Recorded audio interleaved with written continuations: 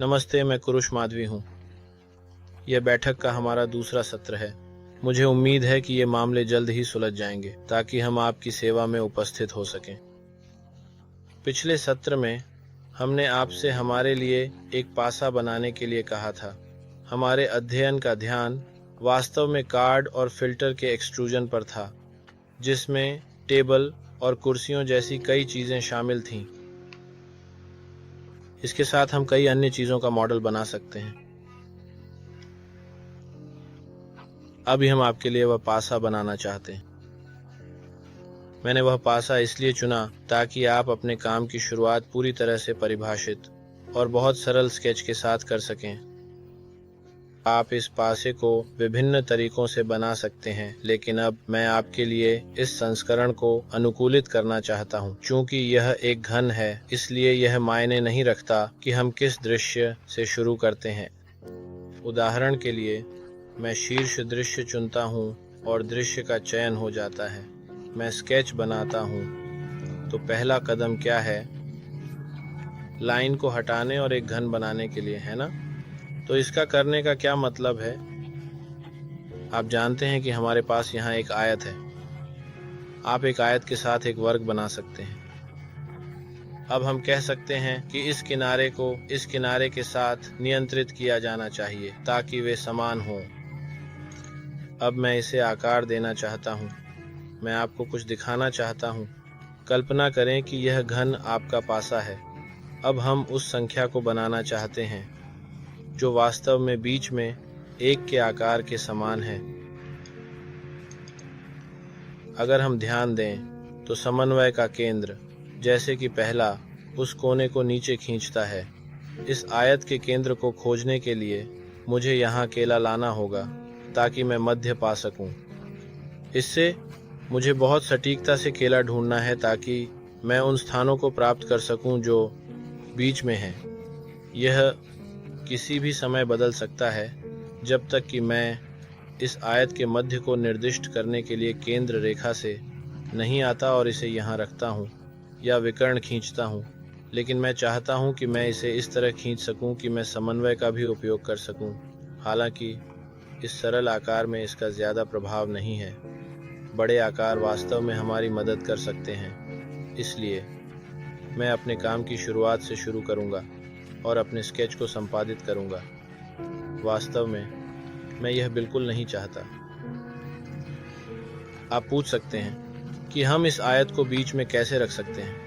खैर, हमने सीखा कि उदाहरण के लिए अगर हम कहते हैं कि यह पासा वास्तव में 50 मिलीमीटर है, तो निश्चित रूप से अगर मैं केंद्र से इस आयत तक 25 की दूरी देता हूं, तो यह बीच में आ जाएगा।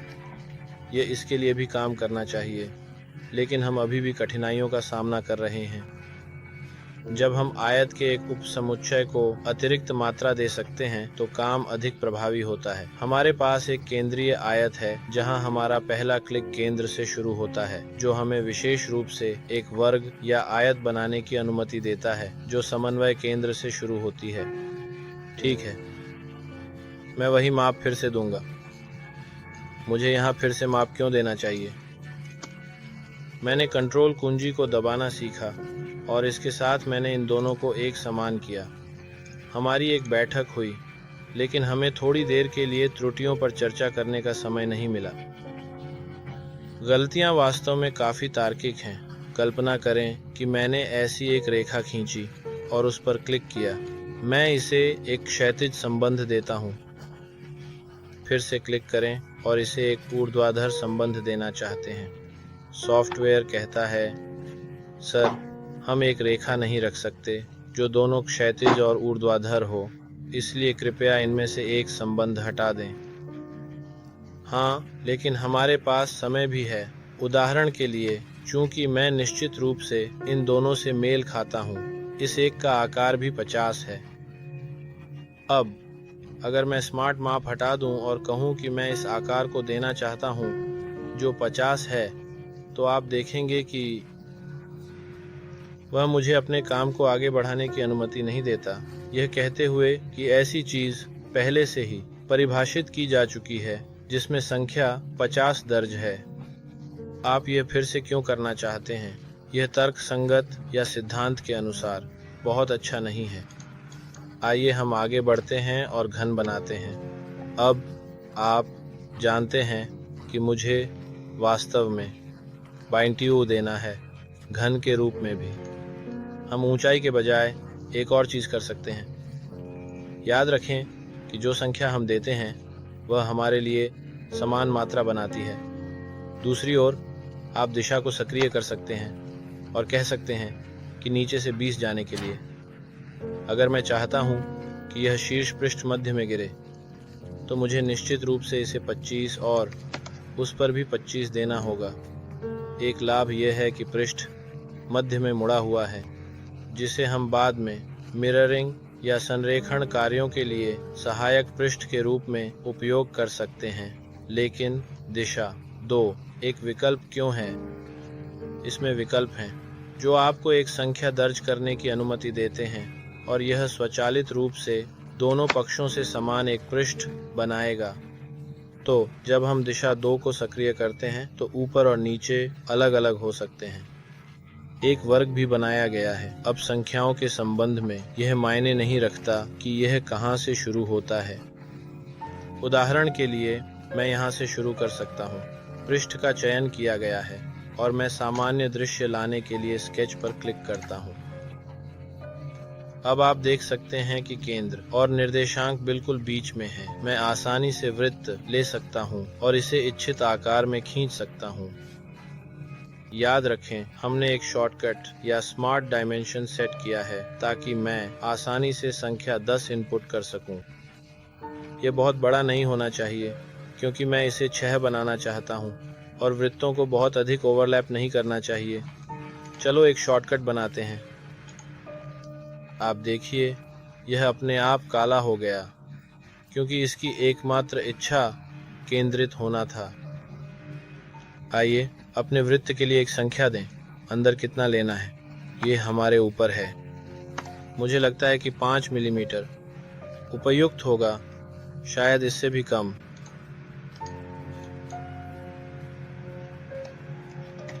2 और आधा उदाहरण के लिए। जैसा कि आप निश्चित रूप से जानते हैं, आप बहुत अच्छी तरह से जानते हैं कि यह एक गिलास है। मैं एक 6 कोणीय आकृति बनाने जा रहा हूँ, कुछ सरल। उदाहरण के लिए हम एक 2 कोणीय या 3 कोणीय आकृति बना सकते हैं। व्यक्तिगत रूप से मुझे 3 कोणीय आकृति बनाना पसंद है। मैं स्केच पृष्ठ का चयन करता हूँ और इसे सामान्य पर सेट करता हूँ। धन्यवाद। वृत्त का केंद्र भी परिभाषित है। अब मेरे पास इन 2 वृत्तों को रखने के लिए कुछ तरीके हैं। पहले चलो इसे 10 के मान के साथ बनाते हैं। अब पहले लाइन पर मैं एक वृत्त खींचता हूं और फिर इस वृत्त के केंद्र से इस कोने तक की दूरी निर्दिष्ट करता हूं। उदाहरण के लिए 15।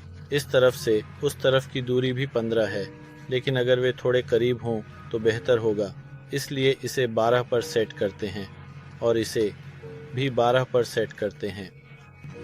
जब मैं एक संख्या दर्ज करता हूं तो मैं इसे समायोजित करना चाहता हूं, इसलिए मैं इसे दर्ज करने के लिए डबल क्लिक करता हूं। मुझे फिर से इस वृत्त पर क्लिक करना है और स्मार्ट डायमेंशन टूल का उपयोग करके इसे 10 का मान देना है। हालांकि ये उपकरण संख्याओं से शुरू होता है, स्मार्ट डायमेंशन टूल्स आना शुरू हो रहे हैं। मैं क्या कर सकता हूँ? मैं नियंत्रण कुंजी को दबा सकता हूं क्योंकि मैंने पहले एक आकार सेट किया था। इससे यह दूसरे के समान आकार का हो जाएगा। मैं इस प्रक्रिया को जारी रखूंगा। शायद यह आपका नया कुछ बनाने की पहली बार कोशिश है, लेकिन मुझे लगता है कि इसे करने का निश्चित रूप से और बिल्कुल एक और संभव तरीका है। मैं आसानी से केंद्र रेखा ले सकता हूं और इसे इस विशेष कोने से उस विशेष कोने तक सावधानी से खींच सकता हूं और हमारे पास यहाँ एक स्पष्ट व्यास है। अब मैं अपने वृत्त को सटीक रूप से रखूंगा, सटीक व्यास पर, और मैं आत्मविश्वास से कहूंगा कि ये दोनों वास्तव में एक दूसरे के बराबर होने चाहिए। आप देख सकते हैं कि जब मैं माउस को हिलाता हूं तो यह इस रेखा के पार नहीं जा सकता। यह निश्चित रूप से न तो बाईं ओर और न ही दाईं ओर हिलता है। हमें निश्चित रूप से यहाँ से यहाँ की दूरी को सेट करना है। उदाहरण के लिए इसे 12 के समान करना है जो हमारे पास है। आप देख सकते हैं कि हमें इस तरफ से मापने की आवश्यकता नहीं है, क्योंकि जब यह रेखा पर है तो निश्चित रूप से हमारे पास इस तरफ से भी संख्या 12 है। ये वास्तव में एक विधि है। अब हम दूसरे के साथ क्या करते हैं? एक और बात यह है कि मैं एक और केंद्र रेखा लेता हूं और इसे इस तरह खींचता हूं। क्यों मैंने इतनी सारी रेखाएं खींची हैं? हम कुछ एक साथ अभ्यास करना चाहते हैं। यह हमें एक निश्चित माप देता है और कोण 90 डिग्री होगा। यह निश्चित रूप से एक विधि है जिसका हम उपयोग कर सकते हैं। दूसरा तरीका यह है कि जब आप इसे खींच रहे हों तो इसे एक क्षण के लिए इस बिंदु को पहचानना चाहिए। यह आपको एक सुझाव देता है। संबंध स्थापित किया गया है और अंतिम आंदोलन बिल्कुल सही है। आप इसे यहां खींच सकते हैं, इसे चुनें और इसके साथ नियंत्रण दबाए रखें। लंबवत संबंध का चयन करें। मैं यह क्यों खींच रहा हूं? क्योंकि मैं मिरर टूल का उपयोग करके वस्तुओं को सटीक रूप से मिरर करना चाहता हूं। हम स्केच वातावरण में हैं और मिरर का उपयोग करने के बाद हम स्केच का भी उपयोग कर रहे हैं। मिरर फीचर अलग है। इसके लिए एक सतह की आवश्यकता होती है ताकि हम रेखा को मिरर कर सकें। यह पूछता है कि आप इनका क्या प्रतिबिंबित करना चाहते हैं। वास्तव में हमें ऊंचाई के संबंध में क्या कार्य करना है? क्या हमें इसे आयाम देने के लिए एक्सट्रूड का उपयोग करना चाहिए? इसका यह लाभ है जो काफी फायदेमंद है। अब मुझे वास्तव में नहीं पता कि क्या यह संख्या यहाँ 2 या 4 का प्रतिनिधित्व करती है। चलिए मान लेते हैं कि मैं 4 खींचना चाहता हूं। मैं स्केच का चयन करूंगा। आप जानते हैं बच्चों, हम केंद्र रेखा क्यों खींचते हैं? आप कह सकते हैं मैंने यह वृत्त खींचा तो मुझे यहाँ एक रेखा खींचनी चाहिए और इसे प्रतिबिंबित करना चाहिए। हाँ, यह संभव है। इसे इस रेखा के संबंध में देखें। जब मैं इसे एक्सट्रूड या एक्सट्रूड कट देना चाहता हूं तो आप देखते हैं कि यह अब पूर्वावलोकन प्रदान नहीं करता है, क्योंकि स्केच में एक तत्व है जो अपरिभाषित है। इनको हाईलाइट किया गया है और यह स्पष्ट है कि इन्हें एक्सट्रूड के अधीन किया जाना चाहिए।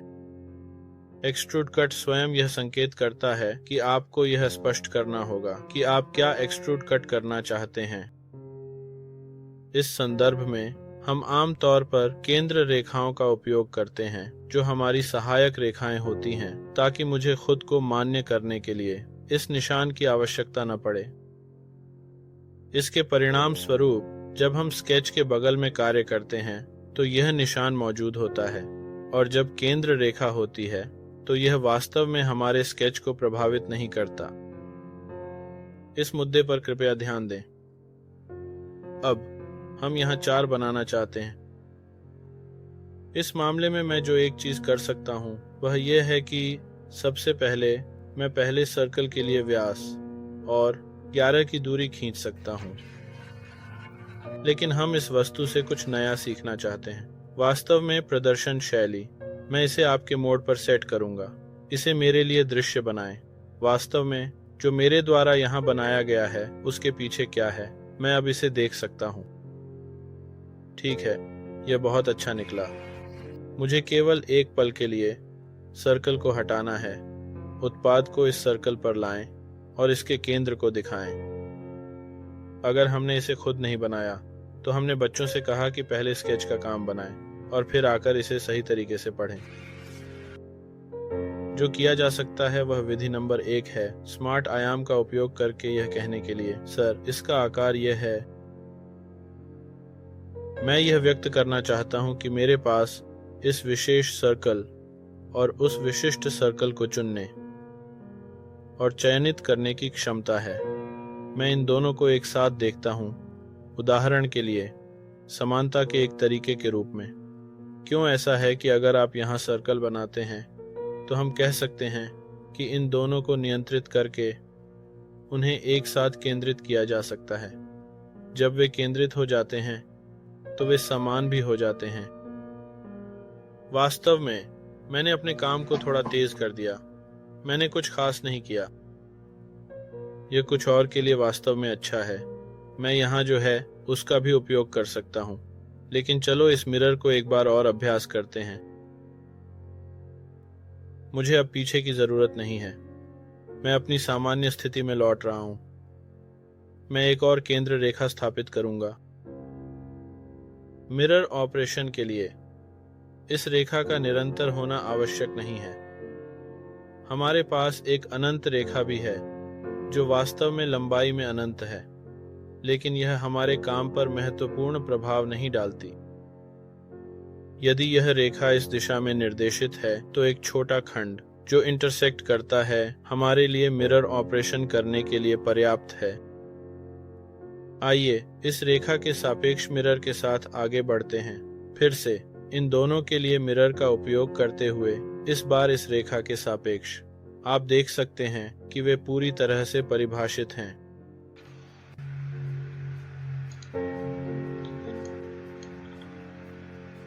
ठीक है, चूंकि मैं पहले ऑपरेशंस कर रहा था, यह मेरे लिए इसे संपादित करता है। एक पल रुकिए, मुझे अपनी विशेषता को हटाने और वो फिर से चुनने दें, फिर एक्सट्रूड कट करें। अब चलिए छठे पर चलते हैं जो वास्तव में पीछे है। इस बार हमें एक अलग विधि का उपयोग करने की आवश्यकता है। हमने सीखा है कि यदि हम एक तिरछी रेखा खींचते हैं तो हम 12 की एक निश्चित दूरी निर्दिष्ट कर सकते हैं और बाकी को उससे संबंधित कर सकते हैं। मुझे आपको दोनों विधियों दिखाने दें ताकि हम पूरी तरह से समझ सकें। तो यह हमारी केंद्र रेखा है और मैं यहाँ पहला सर्कल बनाऊंगा, ये कहते हुए कि यहाँ से यहाँ की दूरी 12 होनी चाहिए। यह जरूरी नहीं है कि यह मेरे डिजाइन से अलग हो, जहां मुझे अभी भी संख्या को समायोजित करने की आवश्यकता है। खैर, वृत्त का व्यास यहाँ एक और केंद्र रेखा बनाकर काम किया जा सकता है ताकि इसे दर्शाया जा सके। इसे फिर से इस रेखा के सापेक्ष मिरर करें और फिर यहां से यहां तक एक और केंद्र रेखा बनाएं। मैं इन दोनों के इंटरसेक्शन पर एक और वृत्त खींचना चाहता हूं और कहना चाहता हूं कि ये दोनों समान हैं। क्या आप सहमत हैं कि अगर हम यहां एक और केंद्र रेखा खींचें तो हम पूरे असेंबली को कॉपी कर सकते हैं? यह हमेशा इस तरह से काम करता था, लेकिन अब हम एक नए आदेश के साथ मिलकर काम करना चाहते हैं जिसे लिनियर स्केच पैटर्न कहा जाता है। यह क्या करता है? यह कहता है कि सबसे पहले आपको लिनियर पैटर्न को फिर से दबाना है। यह पूछता है कि आप क्या पैटर्न बनाना चाहते हैं। मैं इसे चुनता हूं और कहता हूं कि मैं इस वृत्त का पैटर्न बनाना चाहता हूं। यह कहता है कि मैं इसे एक्स अक्ष के साथ कॉपी करना चाहता हूं। क्या मैं 1, 2, 3, 4 बनाना चाहता हूं? नहीं, मैं अभी के लिए 2 चाहता हूं। किस दूरी पर? अगर हमारी गणना सही है तो हमें याद रखना चाहिए कि इस आकार से कितना घटाना है ताकि दूसरी तरफ का आकार मिल सके। हमने 50 खींचा और गणना बॉक्स के दाहिने तरफ भी यह दिखाता है, तो हम 50 में से 12 घटा सकते हैं जो 38 के बराबर है। खैर, मुझे लगता है कि मुझे इस 28 में से और 12 घटाने की आवश्यकता है, तो यह 26 के पक्ष में आना चाहिए। अब y अक्ष के संबंध में मैं इस तरफ से 2 चाहता हूं। मैं बस उल्टा विकल्प चुनूंगा ताकि यह एक दूरी के साथ नीचे गिर जाए। यह शायद 26 को 2 से विभाजित करके 13 की दूरी होनी चाहिए।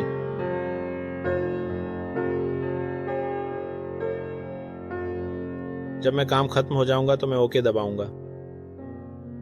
इस विधि से हम अपने कार्यों को तेजी से पूरा कर सकते हैं। आइए एक्सट्रूड कट पर आगे बढ़ते हैं। यह किसी भी विधि का उपयोग करके किया जा सकता है। मैं बस ये कहना चाहता था। वास्तव में चलो इस विधि को भी सीखते हैं कि लिनियर स्केच पैटर्न के साथ क्या करना है। खैर, मुझे नहीं लगता कि हमें 3 और 5 को खींचने की जरूरत है। 5 बस 4 है जिसमें एक वृत्त हटा दिया गया है। 3 2 से आसान है और यह बस बाईं और दाईं ओर को साफ करता है। ठीक है, चलो इसे फिल्टर करने के बारे में देखते हैं। कुछ लोग इस तरफ फिल्टर करते समय गलती करते हैं। 1 मिलीमीटर, क्या 1 मिलीमीटर अच्छा है? उदाहरण के लिए, जब वे एक फिलेट लागू करते हैं तो वे फिर से फिलेट कमांड पर क्लिक करते हैं और कहते हैं कि वे यहां भी एक फिलेट लागू करना चाहते हैं। यह एक फिलेटेड है या वह एक फिलेटेड है, और हमारे ट्री में कई फिलेट फीचर्स बनाए गए हैं जो सही और पेशेवर नहीं हैं। बेहतर है कि इच्छित संख्या को खोजें और इसके सभी विकल्पों का चयन करें। उदाहरण के लिए, मैं सभी किनारों को चाहता हूं। उदाहरण के लिए, अन्य लोग कह सकते हैं कि वे चारों ओर किनारों नहीं चाहते थे। ठीक है, मैंने उन्हें इस तरह से चुना और अब मैं उन्हें अचयनित कर सकता हूं, लेकिन इससे इन वृत्तों को चुनना थोड़ा कठिन हो जाता है बिना आसन्न किनारों पर प्रभाव डाले। एक और चीज जो हम कर सकते हैं वह है फीचर चयन पर जाना। उदाहरण के लिए, मैं कह सकता हूं कि एक्सट्रूड कट नंबर 1 के किनारे का चयन करें और जो आदेश हमने दिया है उसने इसके चेहरे की पहचान की है जिस पर मैंने इस प्रभाव को लागू किया है जो हमारे वस्तु पर एक्सट्रूड किया गया है। यह चेहरे का चयन करता है ताकि इसे लागू किया जा सके। यहाँ एक्सट्रूड कट 2, 4 और 5 करें। फिर जब मैं वापस आऊंगा तो यह संदेश देखें। यह कहता है, आप चुपचाप मोम के साथ काम करने का इरादा रखते हैं और आपने इसे सहेजा नहीं है। सुनिश्चित करें कि आप सहेजना न भूलें।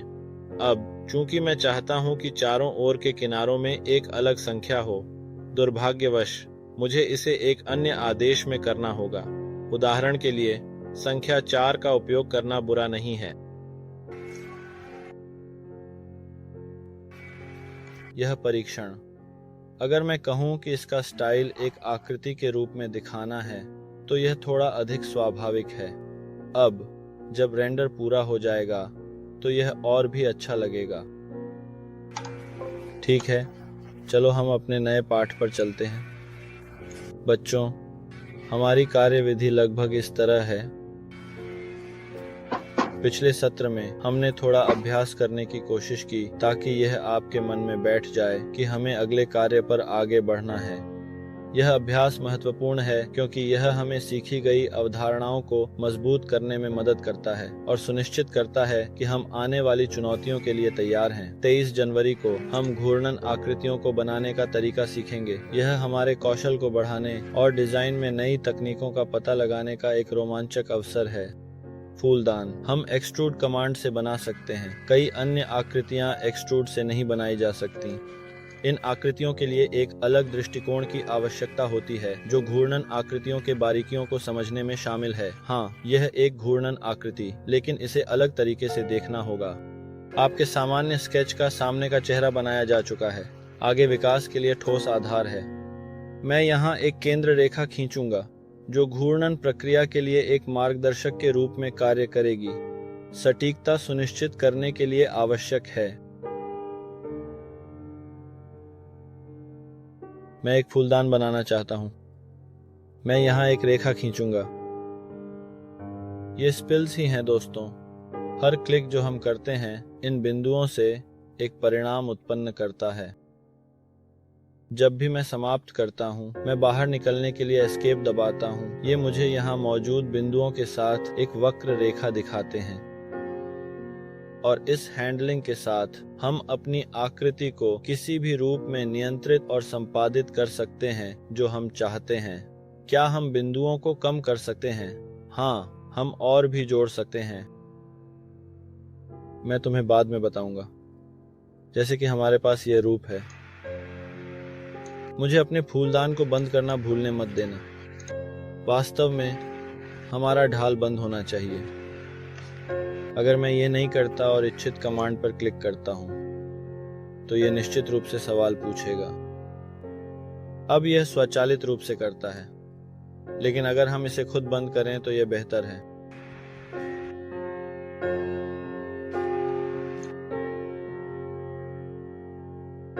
क्या मैं उस स्थान पर जा सकता हूं जहां मैं इस तरह का आकार बनाने के लिए एक्सट्रूड कर सकता हूं, जो काफी जटिल और बारीक है? मैं रिवॉल्व कमांड का उपयोग करूंगा, मुख्य रूप से क्योंकि यह एक पूर्वावलोकन प्रदान करता है।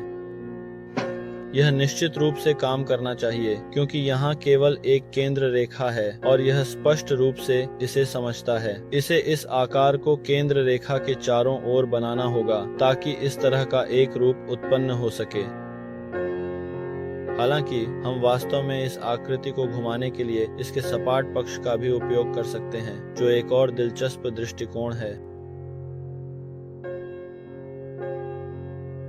क्या हम ऐसी फॉन्ट या ऐसी आकृति की तलाश कर रहे थे? बिल्कुल नहीं।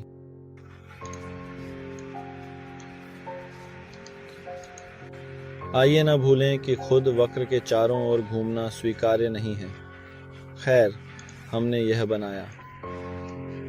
अगर मैं इस फूलदान को खाली खींचना चाहता तो मैं क्या करूंगा? हमने दो तरीके दिए हैं, एक कठिन तरीका और एक आसान तरीका। हम आसान तरीके से शुरू करते हैं। हमारे पास विकल्प हैं, तो चलो शिल के साथ चलते हैं। बच्चे, मैं इसे एक बार और हमेशा के लिए कहूंगा, इसे सही तरीके से कैसे कहना है। बच्चों, यह बहुत महत्वपूर्ण है। कृपया कुछ भी चयनित न करें।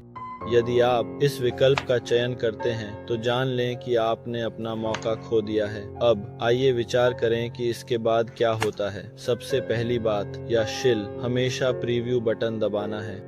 देखें, बहुत से योजनाएं खाली हैं, चाहे न्यूनतम लंबाई के 10 माप हों, जो कि काफी छोटे हैं। बड़े आकार जैसे 50 न्यूनतम एक अधिक महत्वपूर्ण मात्रा हो सकती है। शायद यहाँ तक कि 5 केवल छोटे, तुच्छ, नगण्य, सूक्ष्म माइक्रोमीटर। ये ठीक है अगर एक बार स्पष्ट रूप से कि यह पूरी तरह से खाली हो गया है, लेकिन दुर्भाग्यवश इसे देख नहीं सकते क्योंकि मात्रा ठोस बनी रहती है, पारदर्शी होने के बजाय। फिर आपके पास विकल्प हैं जिससे चीजें पारदर्शी दिखाई दे सकती हैं। वैकल्पिक रूप से कुछ ऐसा उपयोग करें जिसे सेक्शन व्यू मोड कहा जाता है, जो अस्थायी दृश्य पहुंच प्रदान करता है ताकि सभी स्पष्ट रूप से समझ सकें। यह निश्चित रूप से पूरी तरह से खाली हो गया है। इसके अलावा हमारे पास एक अतिरिक्त विकल्प भी है जो उपयोगकर्ताओं को इंटरफेस सेटिंग्स मेनू में दिए गए एक अन्य विकल्प पर क्लिक करने की अनुमति देता है। शायद मुझे सूचनात्मक रूप से बताने में सक्षम बनाता है कि परिवर्तन, पारदर्शिता, विशेषता, कार्य क्षमता का अस्तित्व है। मैंने देखा है कि वर्तमान संस्करण के अंदर यह ठीक कहां स्थित है। अपडेट जारी करें, इसीलिए जब भी आवश्यक हो इसका आत्मविश्वास से उपयोग करें। ओह, मुझे लगता है कि जब सेक्शन व्यू चालू था, हालांकि हमने शील्ड किया, मुझे अपने हाथ को सामान्य स्थिति में लौटाना चाहिए। हाँ, क्योंकि अनुभाग दृश्य स्पष्ट था। यह एक दिलचस्प बिंदु था जिसने मुझे इस विकल्प को दिखाया। मुझे याद है कि मैंने पारदर्शिता को बदलकर इसे थोड़ा पारदर्शी बनाया ताकि मैं देख सकूं कि यह वास्तव में खाली था। लेकिन सामान्य स्थिति में लौटने के लिए अगर मैं चाहता कि फूलदान का यह ऊपरी हिस्सा गायब हो जाए तो मुझे क्या करना चाहिए? फिर हमारे पास एक बहुत अच्छा शॉर्टकट है। जब आप किसी सतह को शिलिंग कर रहे होते हैं तो जो सतह आप चुनते हैं वह भी आपके लिए हटा दी जाएगी। इसका मतलब है कि यह फूलदान को खाली कर देता है और उस सतह को भी हटा देता है। केवल सपाट सतहें स्वीकार्य हैं, यह नीचे नहीं है। लेकिन जो मैंने आपसे शुरू में पूछा था वह कहीं भी क्लिक न करना था। इस क्रिया को करने के कारण आप ओके दबाते हैं और फिर इस त्रुटि का सामना करते हैं। आप कहते हैं कि चाहे मैं इसे ढीला करने की कितनी भी कोशिश करूं, यह लगातार त्रुटि देता रहता है। अब आप समझ गए हैं कि जो कुछ भी आप चुनते हैं वह चाहता है कि आप उसे हटा दें, और अगर आप इस सतह को बहुत अधिक हटा देते हैं तो इन दो आकारों में क्या बचेगा? हमें इस पर ध्यान देना चाहिए। खैर, हमने कहा कि यह विधि आसान है। कठिन विधि क्या है? कठिन तरीका यह है कि मुझे इस तरह एक रेखा खींचनी है।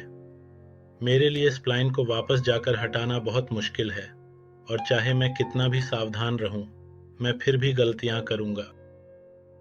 हमारे पास एक विकल्प है जिसे ऑफसेट कहा जाता है, जो हमें किसी भी चयनित तत्व के लिए एक समानांतर रेखा देता है। एक निश्चित दूरी पर, उदाहरण के लिए 5 मिमी, यदि मैं इसे उलटता हूं तो यह अंदर आ जाता है। यह सच है कि यह चयनित रेखा है, लेकिन यह इसके चारों ओर एक सीमा देती है, क्योंकि चयन श्रृंखला को हाईलाइट किया गया है। अगर मैं इसे हटा दूं तो यह कहता है, मैं आपको आपके द्वारा चयनित चीज का ऑफसेट देना चाहता हूं। मैं कहता हूं कि मैं ऐसा कुछ चाहता हूं।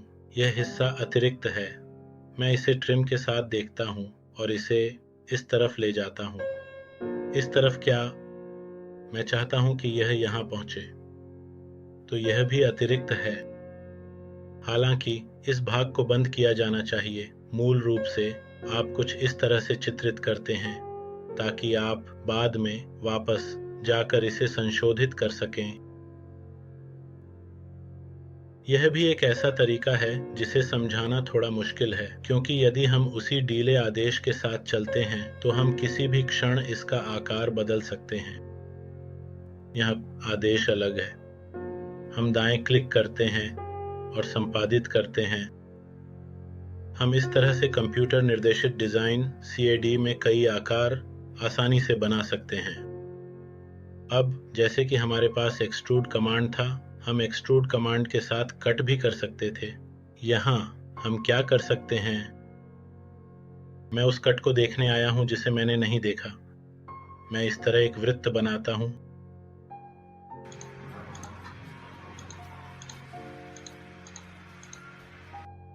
ऐसी अजीब आकृति वास्तव में यहाँ होगी, उन भागों में जो इसके साथ सामान्य हैं, जैसा कि मैं इसे यहाँ देखता हूँ।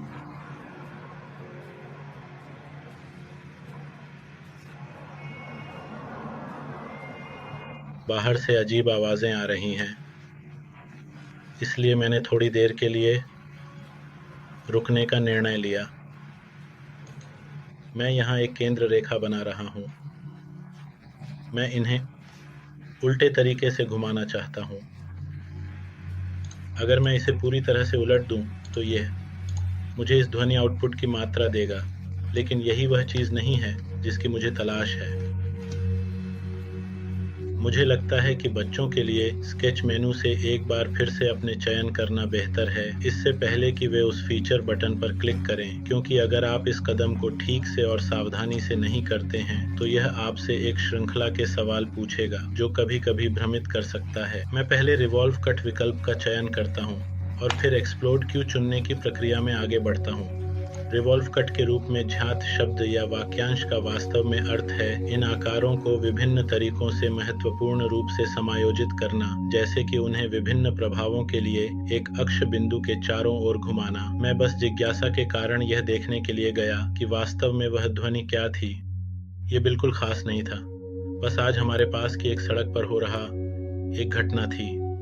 आज यहाँ हमारे दूसरे सत्र के दूसरे भाग में हम विशेष रूप से साजी बॉक्स के साथ आगे काम करना जारी रखेंगे।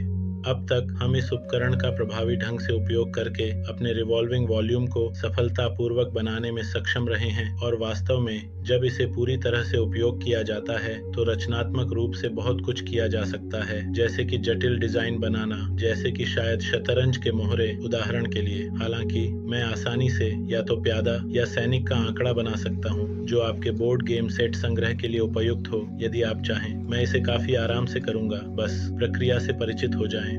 उदाहरण के लिए वस्तु को वहां लाएं, कमांड मोड से बाहर निकलें, फिर एक वृत्त की योजना बनाएं, लेकिन ध्यान दें कि यह चित्र सही ढंग से संरेखित होना चाहिए। इस ड्राइंग को ट्रिम किया जाना चाहिए।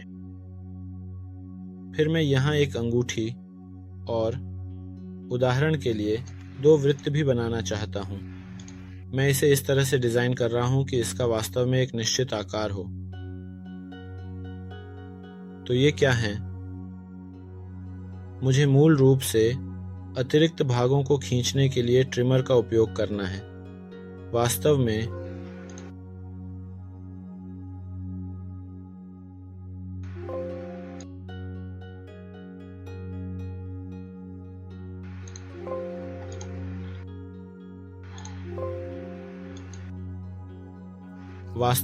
हम जानते हैं कि वह संदेश क्या कह रहा है। जब आप वृत्त को हटाते हैं तो बीच में एक संबंध होता है जो भी गायब हो जाता है। यदि आप यह करना चाहते हैं तो हम हाँ कहते हैं। बिल्कुल, मैं भूल गया था कि मैं चाहता था कि इन्हें हाईलाइट किया जाए, जिसका मतलब है कि मुझे इसे इस तरह से खींचना चाहिए था।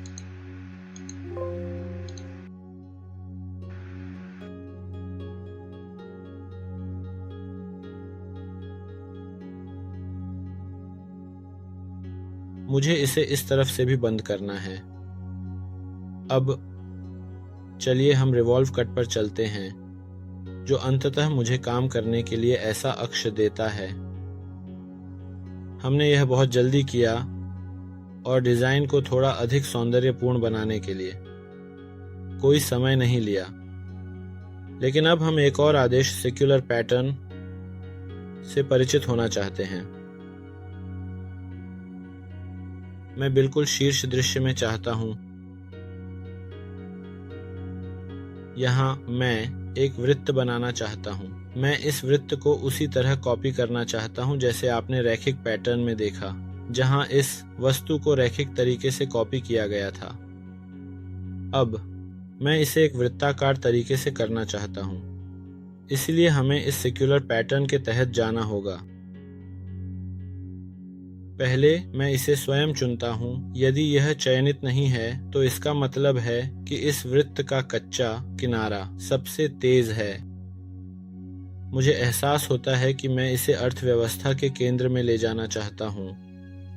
मैं 4, 5, 6 या शायद 12 जैसे किसी नंबर का चयन करता हूं। मैं ओके पर क्लिक करता हूं, लेकिन मुझे नहीं पता कि क्या मेरी हाथ ने गलती से ओके पर क्लिक किया।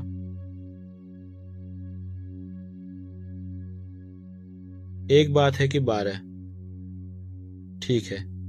हाँ, ऐसा लगता है कि मैं समझ नहीं पाया। हमने जो चीजें बनाई हैं वे सभी एक साथ एक ही आकार में रहती हैं। सच है, सभी सच। इसका क्या मतलब है? इसका मतलब है कि जो कुछ भी आपके सामने है, हमें उसे भी मिटा देना चाहिए। बेशक यहाँ कोई बात नहीं है, क्योंकि यहाँ कुछ भी नहीं है। वास्तव में अगर मैंने इसकी शक्ति को कम करने के लिए कहा या इतना तो इससे कोई फर्क नहीं पड़ता। हम यहाँ कभी कभी ऐसा कुछ कर रहे हैं ताकि हम इसे एक सतह में परिवर्तित करना चाहते हैं। मैं ड्राइंग बोर्ड पे स्केच चाहिए। उदाहरण के लिए एक आयत मिटाएं। मेरे लिए इस तरह से कि ये दोनों तरफ से खोखला है। मैंने यह क्यों किया? बेशक मैं इसमें कुछ बदलाव कर सकता हूं, जैसे कि इसे यहां ऊपर ले जाना, उदाहरण के लिए।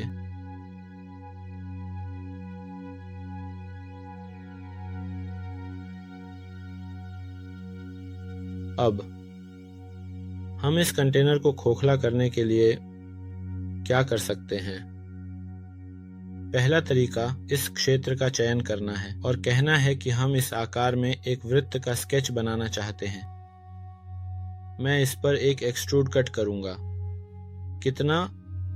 उदाहरण के लिए 10 मिलीमीटर। हाँ, इससे यह खोखला हो गया।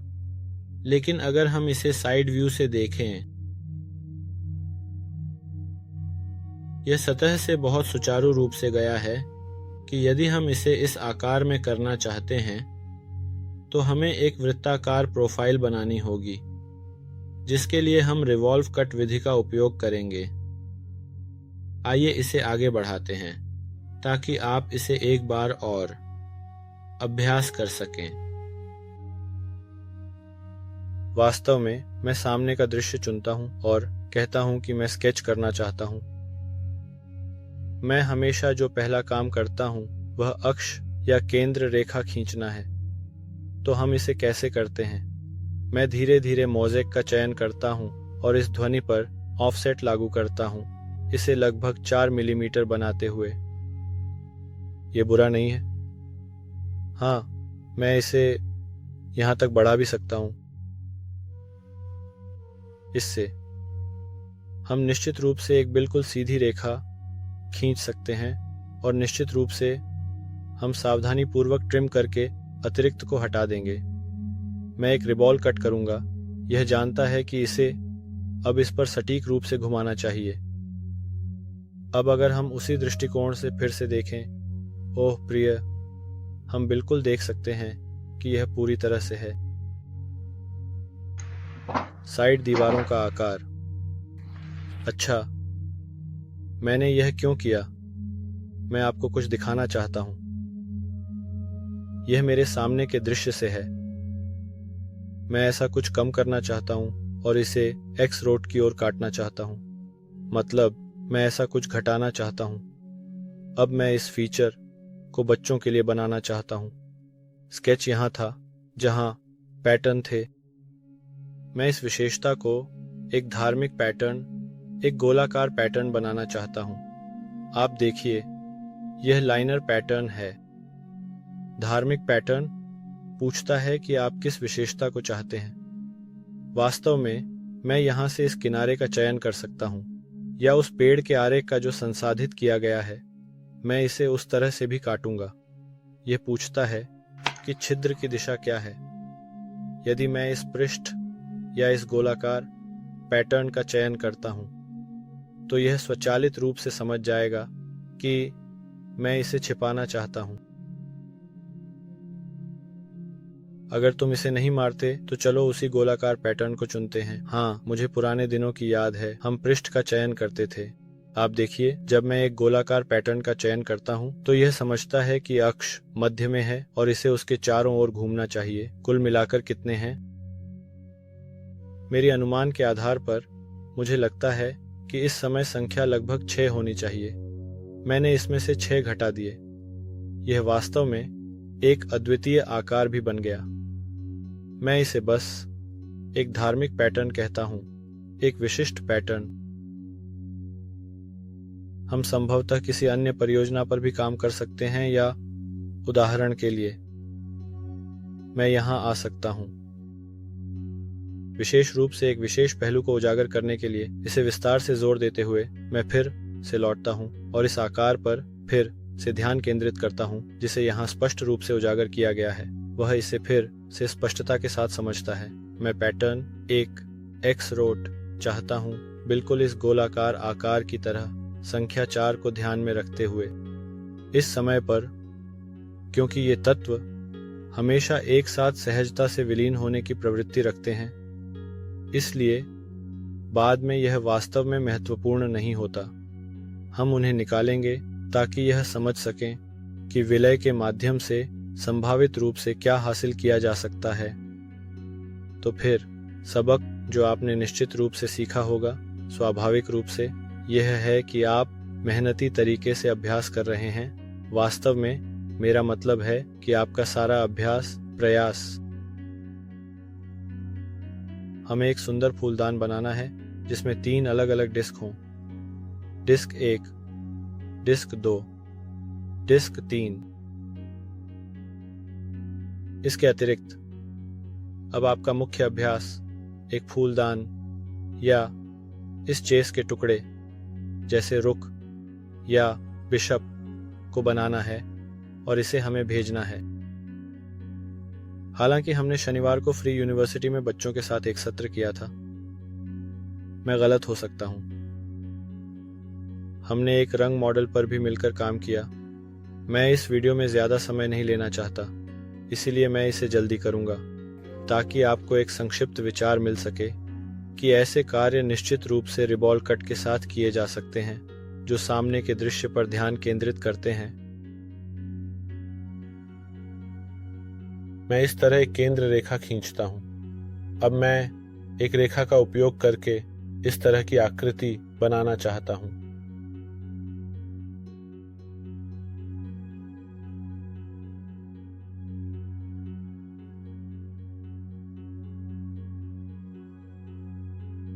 ठीक है, मैं चाहता हूं कि पूरा काम एक ऑफसेट ले। हमारे पास बहुत सारे कैप हैं, इसीलिए आप देख सकते हैं कि यह अंत में बंद होना चाहिए।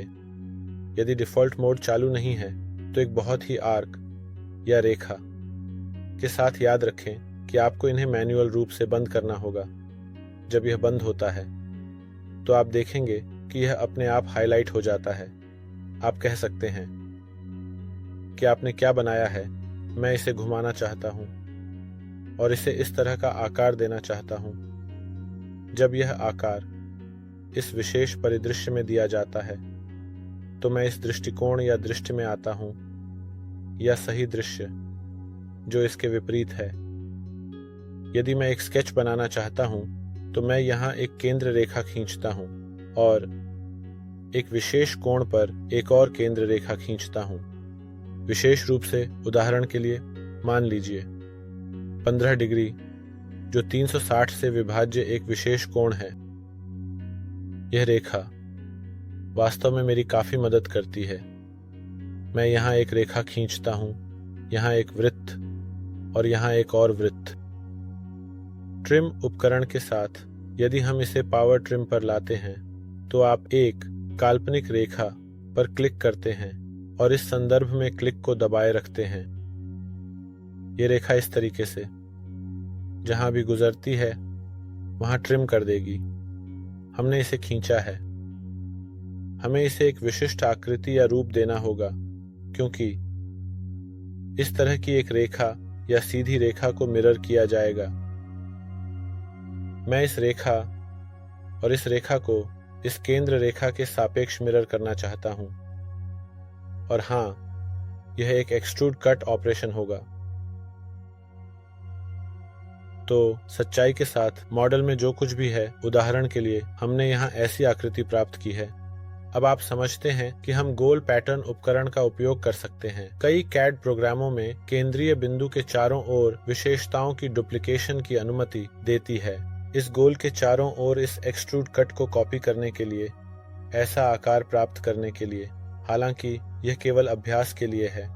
यह अनअट्रैक्टिव दिखने का कारण परिष्करण की कमी और डिजाइन की बुनियादी प्रकृति है। अब हम चाहते हैं कि अंगूठी को थोड़ा नरम बनाया जाए, इसलिए हमें यहाँ किनारों को चिकना करने की आवश्यकता है, जिसके लिए हम फिलेट या चम्फर उपकरण का उपयोग करेंगे, जो तेज कोनों को गोल करने में मदद करता है और हमारे लोगों जैसे कुछ डिजाइन जोड़ता है, जो ब्रांडिंग और व्यक्तिगतकरण के लिए महत्वपूर्ण है। हम देखते हैं कि यह सतह बहुत तेज हो गई है, संभवतः प्रारंभिक एक्सट्रूड सेटिंग्स या पहले लागू किए गए चिकनाई की कमी के कारण।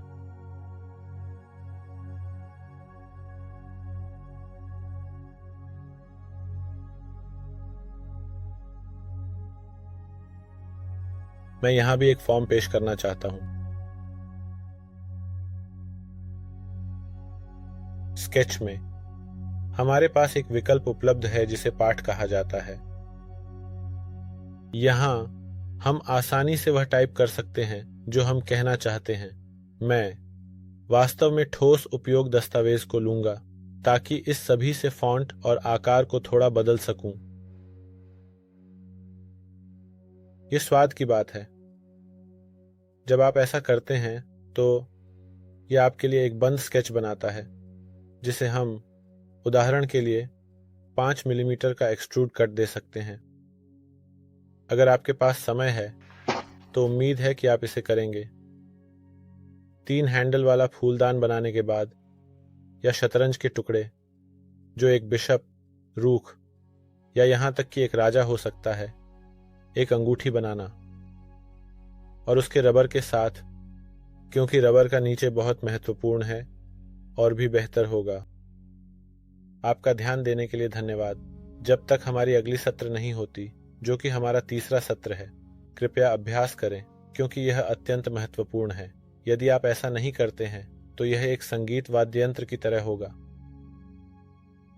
शिक्षक आपके पास आते हैं और कहते हैं, यदि आप इस कुंजी को दबाते हैं तो यह ध्वनि निकलेगी और आप इस क्षण को सीख सकते हैं।